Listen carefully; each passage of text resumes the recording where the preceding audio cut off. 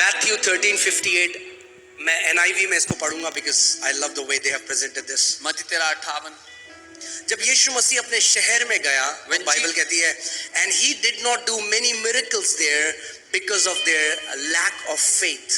When Jesus went to his own city, his own place, वो ज्यादा चमत्कार नहीं कर सका उनके विश्वास की कमी के कारण. Okay? अविश्वास के कारण यीशु ने बड़े-बड़े चमत्कार नहीं करे. Because of their unbelief, Jesus did not do many. So जिस एटीट्यूड के साथ आप यहाँ पे खड़े हो वो बहुत मायने रखता है. So the attitude with which you are standing here is very important. अगर आप हाँ भाई चल भाई देख के आते हैं क्या होता है तो कुछ नहीं होगा. If you think, yeah, let's go and see what happens, nothing will happen.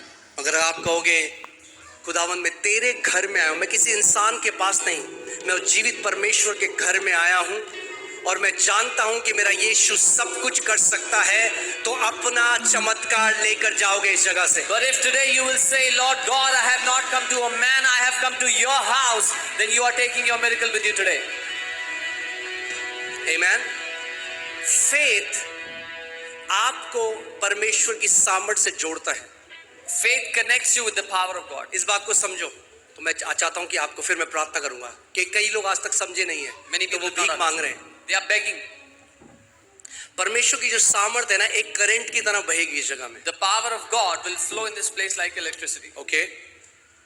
अभी आप देख रहे हो ये तार है ना, इसमें करंट बह रहा है. You see, there's a cable, there's a wire here which has current. मगर उसके बाहर रबड़ लगाया गया है. But there's rubber around क्यों? it. Why? क्यों करंट किसी को ना लगे. So that it does not electrocute someone else.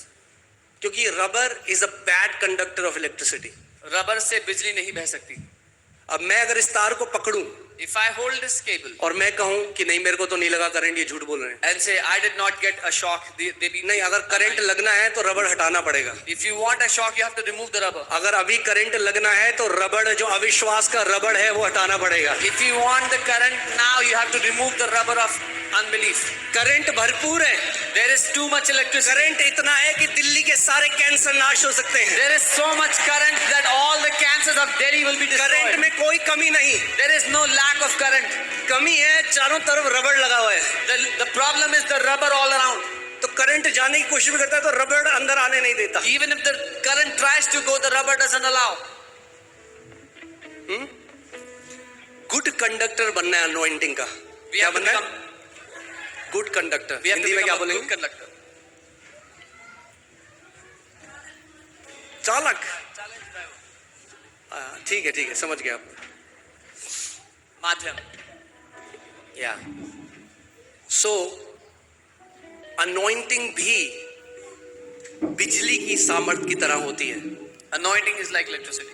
आपने कितनी गवाहियों में सुना है, लोग कहते हैं मुझे ऐसा लगा जैसे करंट मेरे शरीर में प्रवेश किया. You've heard in many testimonies how people say, I felt a current entered my body. दर्द चला गया, The pain left. ट्यूमर गायब हो गया, Tumor was gone. कैंसर नाश हो गया. Cancer वो was करंट क्या है? वो अभिषेक है. What is that current? It is anointing. और अभिषेक जो है ना वो ट्रांसफर किया जा सकता है. And anointing can be transferred, चीजों में भी. even in things. ओके. एक संडे हम करेंगे जहां पे आप कपड़े लेके आना और हम उन कपड़ों के ऊपर प्रार्थना करेंगे और फिर जाना और बीमारों के ऊपर रखना. We will do it on a Sunday where you can bring clothes. We will pray over them, and then you go and pray for the sick with those clothes. Okay. अभिषेक किसी परमेश्वर के दास कोई ओन नहीं करता. No वो man, पवित्र आत्मा का है. no man of God owns the anointing. The anointing belongs वो to the केवल Holy बर्तन है. Spirit. They are just a vessel. हाँ, बर्तन है. They are just a vessel. मगर जैसे चाय के बड़ी केतली आपको तो उससे आप उंडेल सकते हो. But how you can pour out tea from So a kettle. anointing can be transferred. अभिषेक पर दिया जा सकता है दूसरे पर. ओके. मगर अगर मैं उंडेलना चाहूं But और ये ऐसे रखी है bottle, if I want to pour, but the bottle is not positioned correctly, तो ये जाएगा नहीं अंदर. the anointing will not go in. ढक्कन हटना जरूरी है. The lid has to be removed. Okay. मैं आपको ये इसलिए सिखा रहा हूं कि जब प्रार्थना की जाती है आप उसका फायदा उठाओ.